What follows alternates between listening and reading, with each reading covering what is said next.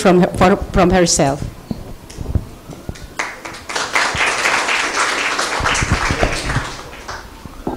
Magandang umaga po sa inyong lahat. Ako po si Mary Ann Pantaleon, ang SPES champion ng San Isidro. Dati din po akong scholar ng isang politika na mayroong 1,000 pesos per semester na nakukuhang ayuda or allowance. At ako po, hindi po yun sumasapat para magamit ko sa pag-aaral. Minsan po nauubos na yon sa pamasahe pa lang pagpunta-punta dun sa opisina kung saan namin kukuhanin yung allowance. Hanggang sa nabalitaan ko nga po yung programa ng SPES or Special Program for Employment of Student. Ako po na isang ordinaryong kabataan na dating walang pakialam sa mga nangyayari sa paligid ko, nung napabilang po ako sa SPES, namulat po ako sa realidad ng buhay. Dahil po sa SPES, mas nakilala ko po yung aking sarili at yung bayan ko. Dahil sa SPES po, nag-survey po kami sa bawat barangay. Nagkaroon po kami ng farmers profiling, OFW family survey, at household profiling. Tumulong din po kami sa mga BHW para magbarangay at ipalagana po yung impormasyon tungkol sa PhilHealth. At sinabi po namin sa mga mamamayan ng San Isidro kung paano po mag-apply ng PhilHealth at anong benepisyo yung makukuha nila pag nagkaroon sila nito. Ako po personally, dahil po dun sa ginawa naming pagsasurvey, mas nalaman ko po kung ano po yung gusto ko sa buhay. Nalaman ko kung ano ba talaga yung pangarap ko. At sa pag-ikot po namin sa bawat barangay, nalaman po namin marami po ang mga non-readers. Kaya nung nakita po namin problema na yon, ang naging tugon po namin, BASA program. Kaming mga SPES po ang nag-conduct ng BASA program sa bawat barangay. At nagdaan din po kami sa different trainings, tulad po ng values formation, leadership training, and team building. Sa katunayan po, nag-attend po kami sa Future Leaders of Asia Forum, tsaka po sa social entrepreneurship na inorganize po nila Sir Harvey Ke. Tapos, nagkaroon din po kami ng reflection. Sa iReflection po, tinulungan po kaming alamin ano ba yung lakas namin at ano yung kahinaan. At itinuro po nila sa amin paano po namin lilinangin yung mga yon. At nagkaroon din po kami ng We Reflection. Doon naman po, tinulungan po nila kami na unawain kung paano po yung pag-unawa sa kabayanihan ng bawat isa sa amin. At dinala din po ni Father Ted yung agimat ni Apo sa amin. Doon po tinuro po nila sa amin paano kami magkakaroon at isasaayos yung prioridad namin sa buhay. At paano yung pamumuno sa sarili. Sa ngayon po, ako po ay graduate na sa SPES, kaya po tawag na po nila SPES Champion. At nagtuturo po ako ngayon sa Alternative Learning System or ALS. At umiikot po sa barangay, nagbabahay-bahay, tinuturuan ko po yung mga out-of-school youth and out-of-school adult. And sa paligid ko po, marami po akong naririnig. Sabi po nila, bakit mo ba ginagawa yan? Let passer ka na. Pwede ka namang magturo sa private or formal school. Bakit ka nagtsatsaga na bumiyahe ng 12 kilometro araw-araw mula sa bahay nyo para lang puntahan yung mga tambay na yan? Doon po medyo nasasaktan ako pag sinasabi nila na tambay yung mga estudyante ko. Dahil para sa akin po, hindi sila dapat ganun i-treat. At kaya po, lagi ko pong sagot sa kanila, ginagawa ko to dahil ito yung gusto ko. Dito ko nakita yung kakayahan ko para tumugon sa pangangailangan ng kapwa ko. At sabi ko po sa kanila, ginagawa ko to dahil gusto ko rin na makilala ng mga kapwa ko kabataan yung sarili nila at yung bayan nila. At gusto kong sabihin sa kanila na meron din silang agimat at angking lakas sa anumang pagkakataon sa kanilang buhay para gamitin sa pagtugon sa bayan at sa kapwa nila. Yun po yung experience ko sa SPES. Maraming salamat po.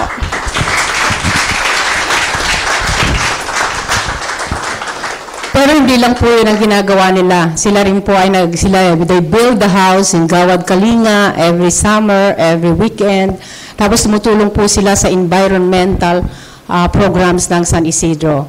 And every year, they come to the municipality to ask us, ano ba ang maitutulong namin? Hindi na po sila yung, ano ba ang mahihingi namin?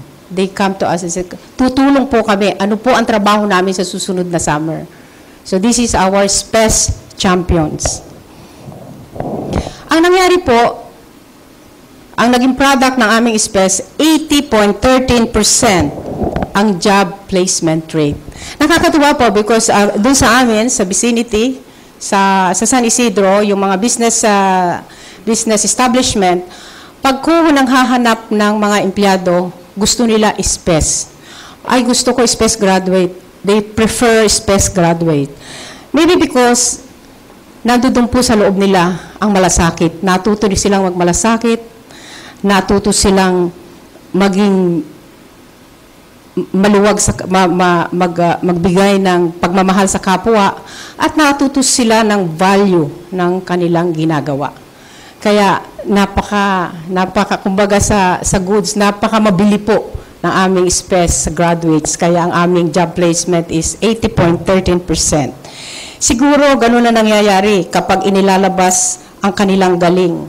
Nagkakaroon sila ng direksyon sa buhay, pagkukusa at pagmamahal sa kapwa. I have realized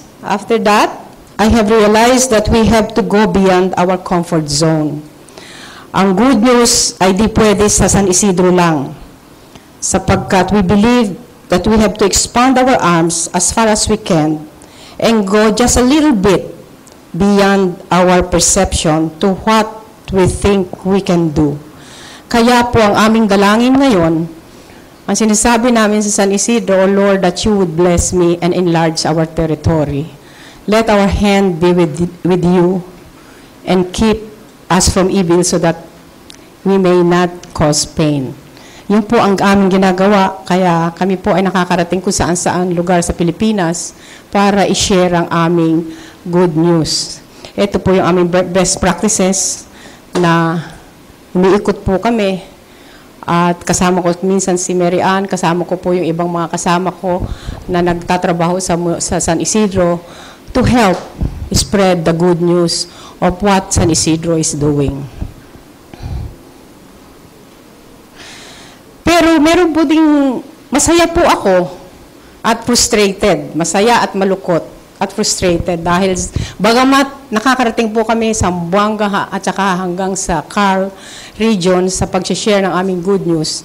Yung napasaya kami dahil marami pong kumokopya, marami nagpupunta sa amin na LGUs para i-replicate yung aming ginagawa.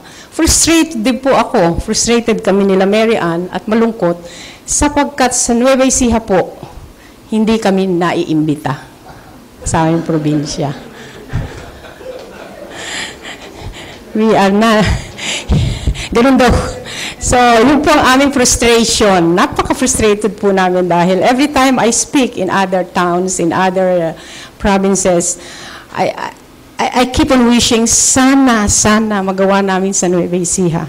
Kaya masayang-masaya po kami nung mabuti na lang, tinulungan kami ng Ateneo, ng Center for ng CIC at ng Diocese to put up the Masters of Public Management in Nueva Ecija para linangin o matuto yung aming mga local government kung ano talaga yung magmahal sa kapwa at ano talaga ang mag-roll out, kung ano talaga ang mangyayari sa pag-roll out ng aming mga programa. Yung partnership with the local government, ginawa namin yan sa pagkakita namin yung pangalan nila ng nasa local government ng kaagapay, ang kasama. Ang tawag niyo po, Benedict, doon is pastoral accompaniment. Alam niyo, mahirap kasi mamuno ng bayan. Ang dami-dami mong kailangan gawin. Ang mga tao yung umaasa ng mabubuting bagay. So bilang namumuno ng bayan, nasa konsehal ka halimbawa, inatasan ka talaga ng napakaraming bagay.